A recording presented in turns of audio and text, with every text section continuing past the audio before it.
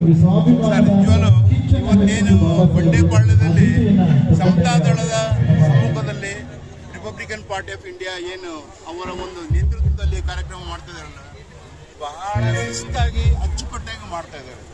So ಇದರಿಂದ ಸಂವಿಧಾನದ ಏನು ಅನ್ನೋದು ಮಾಹಿತಿ ಸಿಗ್ತಾ ಇದೆ.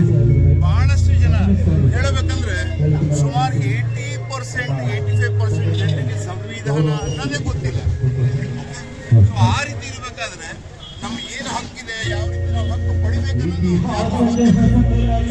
ಜಾಗೃತಿ ಕೊಡ್ತಾ ಇದ್ದಾರೆ. ಬಂಡೆಪಾಳ್ಯದಲ್ಲಿ ಸಮತಾದಳದ ಅವರು ಪಬ್ಲಿಕ್ಗೆ ಇದ್ರ ಬಗ್ಗೆ ಅವೇರ್ನೆಸ್ ಈ ಥರ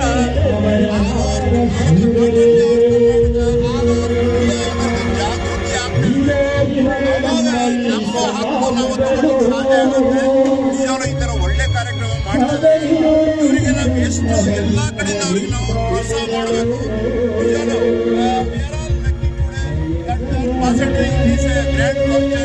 ಥ್ಯಾಂಕ್ ಯು ವೆರಿ ಮಚ್.